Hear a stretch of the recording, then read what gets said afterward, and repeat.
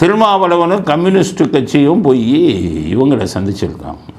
ஸ்டாலின் எல்லா பேரும் இப்போ என்னென்னா கூட்டணிக்காக போய் பேசுகிறாங்க. ஏன்னா ஒவ்வொருத்தனுக்கும் அங்கே ஆப்பு அடிக்கிறாங்கங்கிறது தெரிஞ்ச உடனே கூட்டணிக்காக போய் பேசுகிறாங்க ஒவ்வொருத்தரும். ஆனால் வெளியில் வந்து என்ன சொல்கிறாங்க, உடல்நலம் சரியில்லை. பிரேமலதா போனாங்க, 9 சீட்டு 15 சீட்டு 12 சீட்டு அதுக்கு தான் பேசிட்டு வந்தாங்க. இதை கேட்டோன்னா பதறி போய் வைகோ போனார் பையனை கூட்டிகிட்டு, என்ன எங்களை கழட்டி விட்டுறாதீங்க அவங்ககிட்ட பேசி அப்படின்னாரு. வெளியில் வந்தால் உடல்நிலை சரியில்லைன்னு கேட்க வந்தோம். இப்போ திருமாவளவனும் கம்யூனிஸ்ட்டு போகிறாங்க. எதுக்கு போனாங்க? இதுக்கா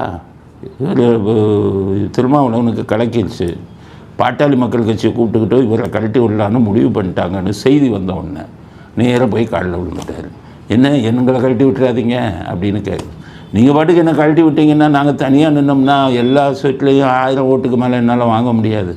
ஏதோ வந்து சென்னை இந்த இதில் வந்துக்கிட்டு ஒரு 4000 5000 வாங்குவோம் சென்னையில் மட்டும். எங்கேயுமே எங்களுக்கு 1000 ஓட்டு கூட விழுகாது. ஏதோ நாட்டை ஏமாற்றி மக்களை ஏமாற்றி அரசியல் கட்சிகளை ஏமாற்றி உங்களை போன்ற ஏமாளி தலைவர்களை ஏமாற்றி கூட்டணின்னு வச்சுக்கிட்டு ஒவ்வொரு எலெக்ஷன்லேயும் 80 கோடி 60 கோடின்னு வாங்கிக்கிட்டு 10 சீட்டு 12 சீட்டுன்னு வாங்கி ஜெயிச்சுக்கிட்டு இருக்கோம்.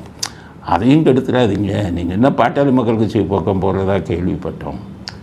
அது ஒரு நீங்கள் அன்புமணி எல்லாம் நீங்கள் கூப்பிட்டாலும் வரமாட்டார். ஏன்னு கேட்டிங்கன்னா அன்புமணிக்கு வந்து பிஜேபி பக்கம் தான் சேருவார். அவருக்கு 5000 கோடி லஞ்சம் வாங்கின கேஸ் இருக்குது சிபிஐயில். அதனால் வெறும் ராமதாஸை கூட்டிகிட்டு வந்தீங்கன்னா உங்களுக்கு இது தான் வேஸ்ட்டு. அதனால் என்னையவே வச்சுக்கோங்கன்னு கேட்டுருக்காரு. அதுக்கு தான் போயிருக்காங்க.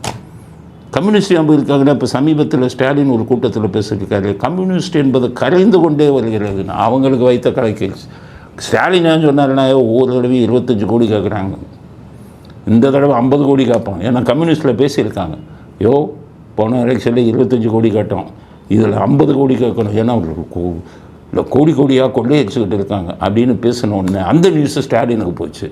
அதனால் கம்யூனிஸ்ட்டுகள் கரைந்து கொண்டே இருக்கிறதுன்னு போய் காலில் விழுந்துட்டாங்க. கேட்டால் உடம்பு சரியில்லாமல் பார்க்குறோம்.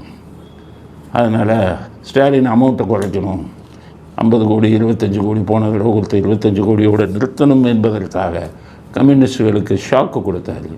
அவங்களும் வந்து காலில் விழுந்துட்டு, கழட்டி விட்டுறாதீங்க, நீங்கள் கொடுக்குற பணத்தை வாங்கிக்கிறோம் அப்படின்னு சொல்லி அவரை பார்த்துருக்குறாங்க அப்படின்னு செய்தி சொல்லுது ஸ்டாலினை.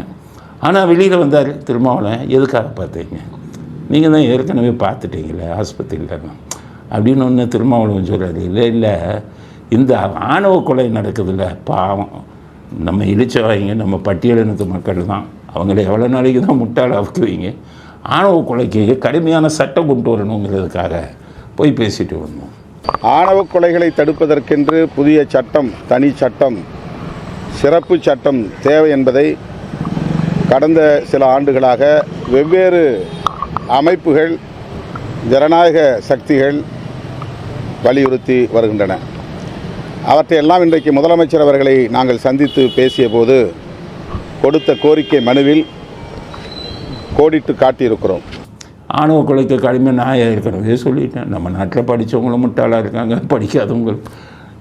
கொலைக்கே வந்து தூக்கு தண்டனை, ஆயுள் முழுவதும் தண்டனை, ஆணவ கொலைக்கு அதை விட அதிக தண்டனை கொடுக்கறதுக்கு என்ன இருக்கு?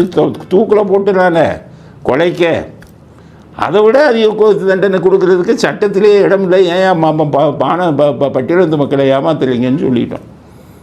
ஆனால் திருப்பி இவங்க தடையில் போட்டு அவங்களுக்காக போய் பேசணும்னு வந்துட்டார்.